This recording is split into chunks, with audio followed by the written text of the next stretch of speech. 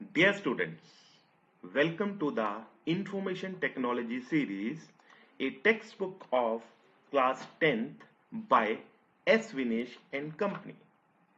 In this series, we are going to start with communication skills. Before starting communication skills, we must know what communication is and why this communication is required. If we'll say what communication is interaction between two or more persons that involves exchange of information, ideas, thoughts. This is what communication is. And what does it involve? It involves sharing of thoughts, emotions, messages, opinion between two or more persons. The communication requires one is sender, another is recipient, and third one is message. These are the three basic components of a communication system. So what a sender will do? A sender will create the message. Receiver will receive the message, and this channel, through this channel, message will be carried out. Sender will send the message through this channel to the receiver. Receiver will receive the message, and if he or she will understand that message, then based on that message, it will he or she may send a reply to the sender, and again that reply will be done through this communication channel. So sender is the creator of the message. Channel is the medium through which message passes. This channel can be anything. It can be airwaves, it can be air, it can be telephone line, it can be microwave, it can be anything that transmits the message from sender to the receiver, and receiver will receive the message and will send the reply to the sender. For example, during a telephone conversation, when we speak with our friend, we are sender. The telephone line through which the voice is transmitted, that is medium, and our friend is the receiver. And if the receiver, in this case our friend, he is the receiver, if he understands the message, then he will send a reply, and again that reply will be sent through the medium, through the telephone line, and we do call it an example of voice communication, where verbal message is transmitted through telephone line from sender to receiver, and receiver will in turn send the message to the sender. Different methods of communication. We got three different methods of communication. First one is verbal communication. Second is non-verbal communication. Third is visual communication. These are the three different methods of communication. Verbal communication. Verbal. Verbal. What we say.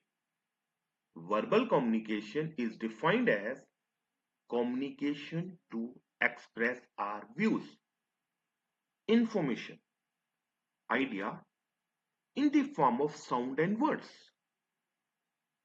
As I am talking with you, this is an example of verbal communication.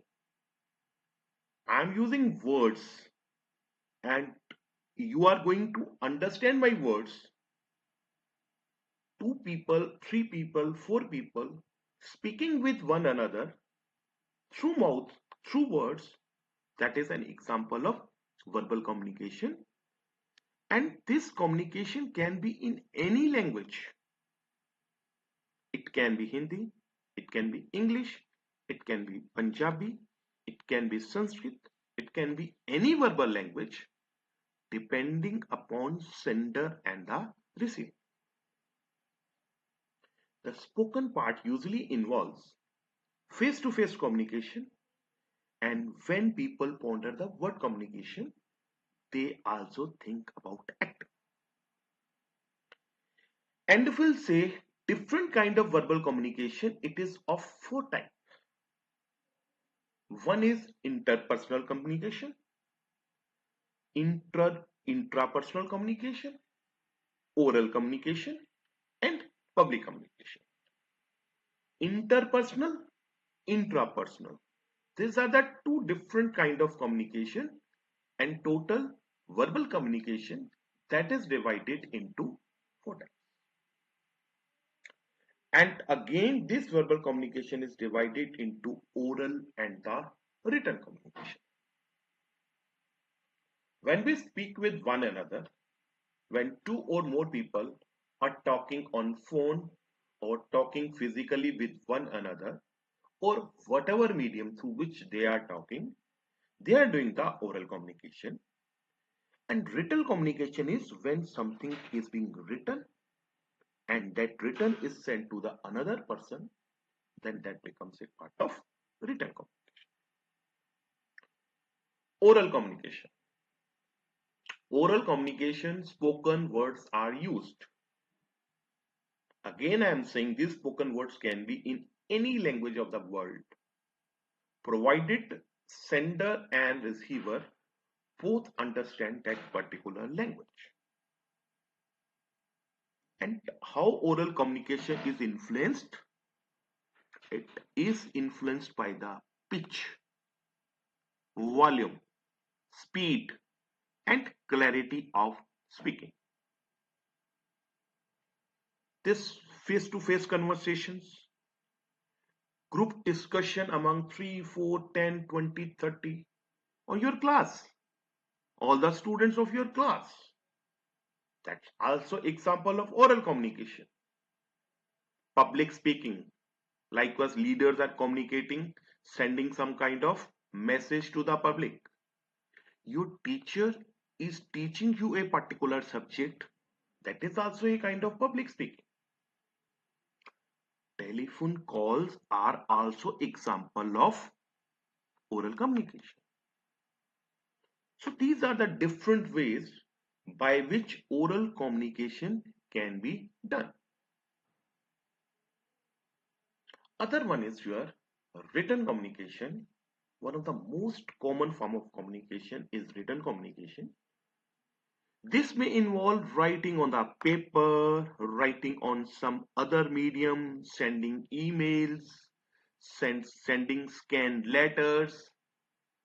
It is better communication because the recipient have got exact thing what has been written on the paper. It is better communication because communication is in black and white. No other kind of communication, that is non-verbal communication, and non-verbal communication is through messages, through words. Sorry, it is without words. It is through gestures, body language, postures, facial expression of two people from where we can understand what he or she wants to convey. This communication is without words. Words are not used in non-verbal communication. Likewise, all behaviors that express messages without the use of words is non-verbal communication. Smile, all a clear convey distinct emotions. These are also non-verbal communication. Eye contact is there, body language is there, body movement is there, hand gestures are there, touch, physical appearances. These all are kind of non-verbal communications because these communications they express something without saying of the words. Other kind of communication is your visual communication. Visual communication means what we can see. Those methods through which using visual aids, if you are communicating something through visual aids like some kind of video, some kind of picture, some kind of presentation, so that kind of communication, that is your visual communication.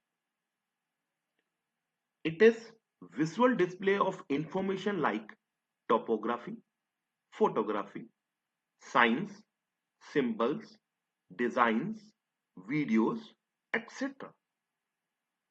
Your TV is there, your laptop is there, your video clips are there. These all are example of visual communication. Other examples of visual communication are your videos, illustrations, infographics, posters, signage, web design, logos, packaging design, charts and graphs, photographs. All these are example of visual communication. The different videos on social networking sites, on YouTube and different channels, they are all example of visual communication. So these are the three kind of communication: verbal, non-verbal and visual communication. Now coming to the next point is the communication cycle. What this communication cycle is and what are the requirements in this communication cycle. As we've already explained that communication is the process of exchanging verbal and non-verbal messages as well as visual messages. And basic thing that we do require in a communication is message. And this message must be conveyed through some kind of medium, physical medium. And other point is that the recipient, he or she must understand the message that is sent by the sender and in the same context as the sent by the sender. He or she also must respond to that message within a certain time frame. So communication is a two-way process. It is not a one-way process. Communication is a two-way process where sender will send the message to the recipient and recipient will in turn reply to that message, and through the same medium that message is sent to the sender, and this two-way process is incomplete without a feedback from the receiver recipient. These are the elements of a communication cycle. Sender is there who is starting the conversation. Sender will give a message, any kind of message it may be. Sender, he or she may send a message. This message is encoded. Original message is coded so that that message is not, you can say, interrupted, so that that message is not hijacked or interpreted by some interpreter or by some hackers. Then that message is sent to through the channel through to the recipient, and receiver will receive that particular message. After receiving, Receiver will decode this message and will understand the original message. And if based on that message, the receiver wants to send some kind of feedback, then that feedback mechanism is also available. Message is sent, it is encoded, sent through the channel, receiver will receive it, it is decoded, and if based on what receiver has received, he or she wants to send some kind of feedback, then that feedback is sent to the sender. So these are the elements of a communication cycle. So feedback is a very important part of this communication cycle. Why this feedback is important?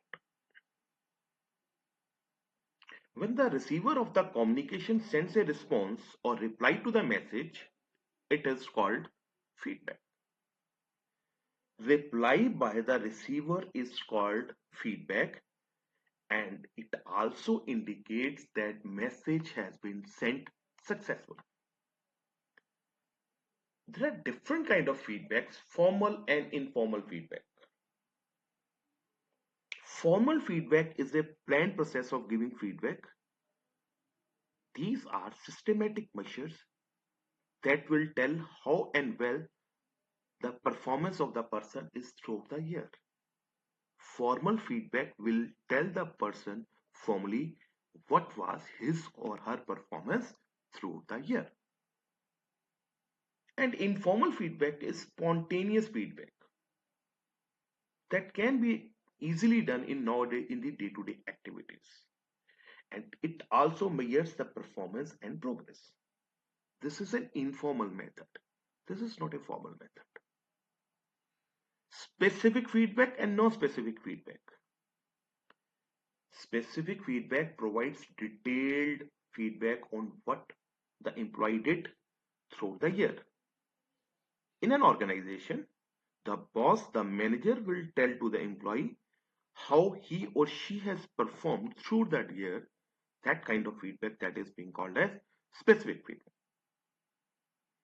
And general feedback is okay, the work is good, you have done a good job, you did great. Non-specific words, if that are being used, such kind of feedback that is being called as general feedback. Descriptive feedback, non-descriptive feedback. Descriptive feedback consists of written comments, verbal conversation that will help the learner understand what or what he or she needs to do in order to improve. Whereas non-descriptive feedback is a conversation or questioning to cause the recipient to think about and develop opinions on what to do and how to do it. These are different kind of feedbacks. We can define feedback in different ways. Effective communication. Effective communication is essential in every aspect of life. Whether you are in the school, or you are in the college, or you are in the university, or you are at a public place, or you are at your home, wherever, whether you are with your friends, this effective communication is required. A person who can communicate effectively will always have the advantage while dealing with the people. Good speaker, effective speaker will always be considered better as compared to another. He or she will be considered different from the peer. So effective communication is the essential aspect in our life. And what are required for an effective communication? 7 C's. These 7 C's are required for the effective communication. And what these 7 C's are? Clear. Be clear about the goal and purpose of your message. You should be clear what you want to say. Your message should depict it clearly. concise. Keep the message point to point and keep your message short and simple. Your message shouldn't be confusing, elaborate. It should be to the point. Concrete. Be clear, not fuzzy. Provide detail, but not too much detail. Another C is your correct. Make sure that your message is accurate and grammatically correct. Coherent. Make sure your message flows well and laid out logical. It should be logical. If your message is logical, it becomes correct. Complete. Ensure the recipient has everything they need to understand. And while communicating with other person, you should be courteous. Your message should be polite, friendly, professional, and open. So these 7 C's, if you will adopt these 7 C's in your life, if you practice these 7 C's, then they will help you to become an effective communicator. And these C's have to be part of your communication. With this, I complete my this lecture. Thank you very much, students.